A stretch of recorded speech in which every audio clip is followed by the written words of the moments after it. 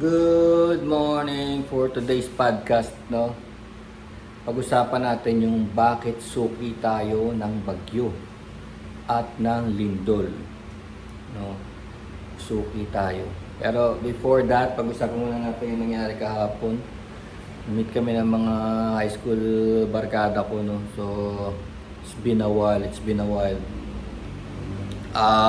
Birthday ni Leia at saka ni Jenny. Happy birthday. So doon kami sa Antipolo nagkita-kita. Sarap din makita yung mga tropa, no? Parang ang bilis ng panahon kasi. Ang bilis talaga. Kaya it's good to see them and sana madalas nga daw. Kasi medyo tumatagal eh. Minsan every 2 years na lang eh. Okay, McOiley's Garage. Pasig. Restoration ng mga classic cars. Let's talk about that art. That art, ginawa ko yan. Assemblage art. Ang tawag dyan ay assemblage art. So, from the word assemble. No? So, ina-assemble mo lang yung nakikita mong objects. Found objects. That wood is really old. Talagang tunay siyang old. And the board and everything old. Nakalagay rotten fate. Although, in the Philippines, napaka-religious ng mga Pilipino, no? Halos 80% ay Kristiyano, Katoliko, 80%. Pero, ganun pa man, ginagamit lang ng iba yung religion para magpayaman, para mangulimbat, di ba? Ginagamit pa ng mga blessing na ganyan, no? Pag nakakanakaw sila, blessing sa Diyos, na ginagamit pa nila yung religion, no? Para sa kademonyohan.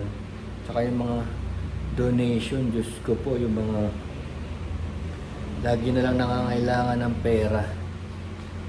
Ang mga tao, hindi yung Panginoon, ginagamit lang yung Panginoon para magkaroon sila ng maraming pera. Ang yayaman nila. No, hindi nila sinusunod talaga yung essence ng pagiging Kristiyano, Katoliko, na kagaya ni Jesus, nabuhay lang ng mahirap. Tatay niya karpintero, nanay niya sastre. Tapos pinanganak sa sabsaban, hindi nagpayaman. Pero itong mga sumasampalataya gustong yumaman. Gusto talagang yumaman. In every aspect, no? Sabi nila may blessing. Basta magbigay lang kayo. All around the world. Kaya yun yung ibig sabihin ng art na rotten fate.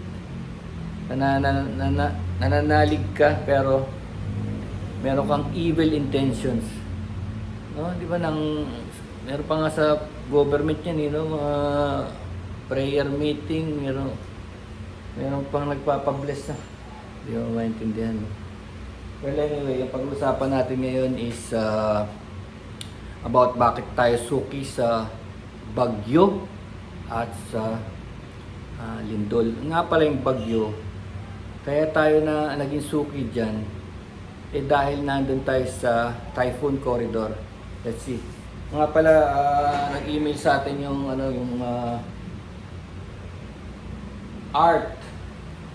Art of America. Fine Art America. Nakita daw yung mga art natin dito and gusto raw nilang i-deal or i-showcase or whatever. Sige. Let's try that one. Fine Art America. No problem. Pero teka. Just ko lang Ito yun Let's talk about the 20 na mga bagyo dumadaan sa Pilipinas. Bakit kamo? Nasa perfect pathway tayo ng mga bagyo kasi nandun tayo sa equator. Kasi para mag-progress ang bagyo, kailangan 26 degrees na tubig, mainit. Kailangan ng warm water. Ngayon, dahil nasa equator tayo, sa pool tayo ng ng warm water dahil ang kanan natin is Pacific Ocean, di ba? Pacific Ocean, napakalaking body of water dito sa eastern side. Ang laki. Tapos 26 degrees yan most of the time kasi nasa equator tayo kaya tinawag siyang typhoon belt, no? Like a belt. Belt around the world. No? Pag umangat ka sa taas, ano meron? North Pole, malamig. Pag bumaba ka, South Pole, malamig. So perfect talaga yung Pilipinas. Kaya lagi tayong may typhoon, no? Kalinya natin yung Taiwan, yung Japan, kaya pagka sila no? Damay-damay na. Itong China din, no? Damay-damay tayo dahil nandito tayo lahat sa gitna Yun ang dahilan. Kaya tayo binabagyo ng at least 20 in a year. So hindi tsamba-tsamba yung mga bagyo na yan. Talagang nakapwesto tayo sa linya nila. Pero yun din ang dahilan kung bakit meron tayong mga last jungles, no? Last jungles. Ayan, marami na apektuhan pero ganun talaga. Kaya tapos marami pa tayong mandurugas ng mga flood control, no? Wala talagang pag-asa. Nakalinya ka na nga sa disaster. Mandurugas pa yung mga Pinoy, no? Yung mga contractor, yung mga politiko, mandurugas pa. So wala talaga. Nga talaga, lagi na lang tayong babahain, lagi na lang maraming mamamatay. Ngayon, damay na natin yung lindol. Lindol,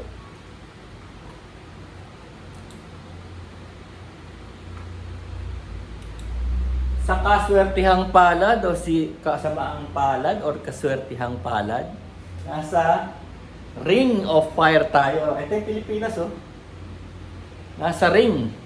May isang ring around the Pacific Ocean. Kasama tayo dun. Yan ang laging gumagalaw. Gumagalaw, isang buo siya ng ganun. Binabangga niya yung iba. Ayan Gumagalaw siya at napapaligiran ng mga bulkan. So, pagka yan ay gumagalaw, nagkakalindol. So, ayan isang malaking plate siya. Tapos binabangga niya yung ibang plate. Kasi para tayong itlog na nabasag, yung mundo parang itlog na nabasag.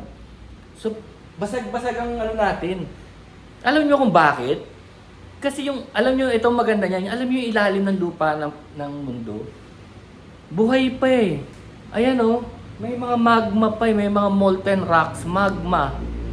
Meron pa, buhay pa siya. Alam niyo kung saan galing yan, bakit buhay pa, bakit magma pa siya, ba't di pa siya tumitigas?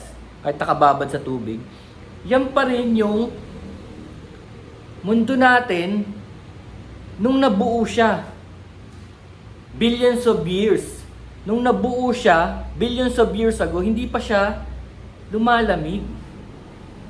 Hindi pa siya lumalamig. Kuha nyo, lumamig lang. Kaya tignan nyo pag umiga kayo sa lupa, mainit pa rin. Andiyan pa rin kasi yung molten core natin, no? Tapos yan, dahil nga molten pa yan, sumisingaw yan from time to time. Sumisingaw sa mga bulkan. Maswerte tayo dahil buhay pa ang mundo natin. Hindi kagaya ng mga dead planet, kagaya ng Mars, na pinipilit natin buhayin, pero lumamig na yun. Kaya wala nang buhay dun. At ganun din sa ibang planeta. Lumamig na kasi. Kasi, buhay pa yun. Nga lang, manginginig tayo lagi, no?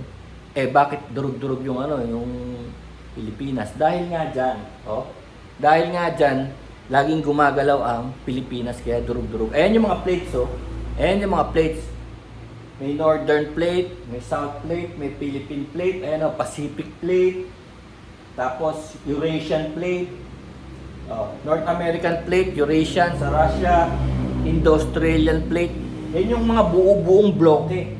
Buo-buong bloke na nagbabanggaan. Ngayon, pag nagbabanggaan yan, siyempre, ayun, nagkakaroon ng bundok. Kaya tignan nyo, meron tayong Sierra Madre Mountain Range dito sa may east. Kasi nagbanggaan ng Philippine Plate at saka yung Pacific Plate. Umangat yung mountain range. Tsaka tignan nyo, pagka tinawag na mountain, is a mountain range. Kasi isang linya, hindi tumpok-tumpok. It's really a mountain range. No? So yan ang dahilan kung bakit suki tayo ng mga bagyo at lindol at ng mga korap na politiko. Kaya magbago na tayo. O nga pala, nag-start ako ng GoFundMe, Bayanihan PH, saka Dasig para sa podcast na to at saka sa actual education ng mga estudyante at saka mga kabataan na gustong maging artist. Dito sa gallery, mag-start ako ng training lagi sa mga estudyante at kung ano-ano pang mga topics, mag-i-invite tayo ng mga artist na magtuturo ng iba-ibang styles, no? Yung mga magagaling na artist, iba-ibang styles ng pag-art and of course other things, no? Hindi ko pa alam, pero siguro pwede nating isama dyan yung cooking or yung adventure traveling. Basta bahala na. Kaya lang kailangan i-sustain ko yung office, no? Kailangan ma-sustain tong office. Sabihin, kailangan hindi ako mag-work sa labas. Kailangan dito lang ako talaga sa office mag-work para lagi siyang available. So nag-start ako ng campaign for funding, no, sa mga naniniwala sa art or sa mga causes na ganito. Kasi naka-setup na ako no. So we have a big screen dito, no. May big screen tayo na konektado na sa internet, and then this is the entire this is the entire gallery. Oh. So meron naman siyang table. Siguro mga 4 muna or 6, no, at a time. Tapos maluwag pa naman kaya lang siyempre nagsisimula pa lang tayong trial pa lang, no. So meron pang space dito if you would dito may space pa, and then as we go along pwede pa mag-expand sa labas dito sa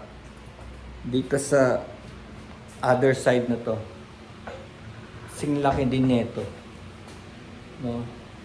So ang kailangan lang talaga diyan funding to sustain, to keep the ball rolling. So yan, nandiyan sa nandiyan sa Facebook ko yung donation, no. It's bayanihanph.org and dasig.org. Yung GoFundMe naayos ko pa parang may sira ngayon pagka papasok din ako doon para ma-sustain lang natin yung ganitong art training natin, education, no, cooking, lahat ng binablog natin. Actually, nagbablog pa tayo ng tungkol sa pagre-repair ng aircon, tagumpay tayo doon. Aircon sa bahay, aircon sa kotse, no? Tsaka kung paano mag-welding, industrial welding. And of course, ano pa ba? Carpentry, basta lahat kung about music. Yun. So yan, let's try that one, no? So that will be our podcast for today. And of course, kagabi nagkaroon na naman ako ng Google certificate. Nag-aral ako kagabi. So, it's about measurements. Google Ads measurements. So, sinasabi ron, nakaka-quantify mo ba yung pumupunta sa'yo?